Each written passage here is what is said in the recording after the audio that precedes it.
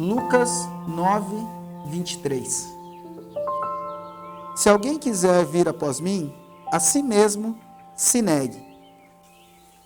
Como discípulos de Jesus, o nosso significado de fé expressa-se no adentrar em uma nova dimensão de existência, que a exposição dos evangelhos chama de vida eterna. E o caminhar nessa nova dimensão de existência, somos conduzidos a negar a si mesmo e morrer para si mesmo. E assim seguir a Jesus Cristo em seu caminho de morte e ressurreição.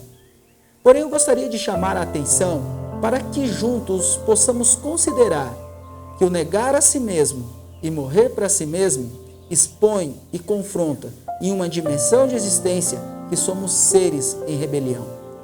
E essa rebelião tem origem no entendimento da cosmovisão cristã, o que denominamos de pecado.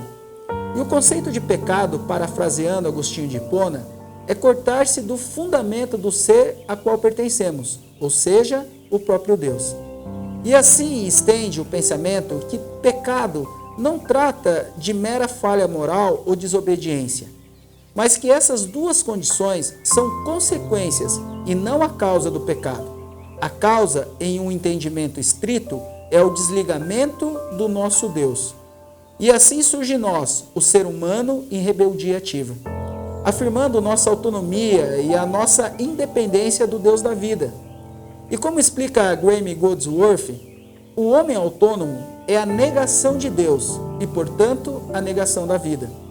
E C.S. Lewis amplia esse conceito explanando que no momento que você tem um ego, surge a possibilidade de colocar-se a si mesmo em primeiro lugar, de querer ser o centro, que é o desejo de ser Deus. Esse foi o pecado de Satanás, e esse foi o pecado que ele ensinou à humanidade. Essa ideia de sermos deuses surge como se o ser humano fosse capaz de estruturar-se por si mesmo, como se tivesse criado a si mesmo, ser seu próprio mestre, como se fosse capaz de inventar uma felicidade para si fora de Deus. E concluindo, o C.S. Lewis demonstra que essa tentativa desesperada tornou-se a história da humanidade. Dinheiro, pobreza, ambição, guerra, prostituição, impérios, desigualdade, escravidão. A longa e terrível história do homem tentando encontrar felicidade em algo diferente de Deus. Mas Jesus Cristo, em sua fala imperativa, para aqueles que são seus discípulos, nos confronta e nos constrange a uma renúncia de nós mesmos. Porque ele, o próprio Cristo, se entregou e humilhou-se de forma perfeita.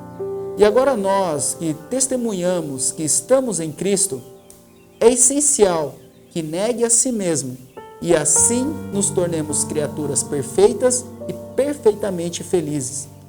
E como em sua oração, Agostinho nos ensina: fizeste-nos para ti, e inquieto está o nosso coração, enquanto não repousa em ti. E assim, nesse caminho de obediência e principalmente em satisfação em Cristo, possamos atender essa ordem de negar a si mesmo. E desse modo, entregando o frágil controle da nossa vida para aquele que é o autor da vida, submetendo o nosso destino e a nosso caminho a Jesus Cristo, hoje, amanhã e sempre.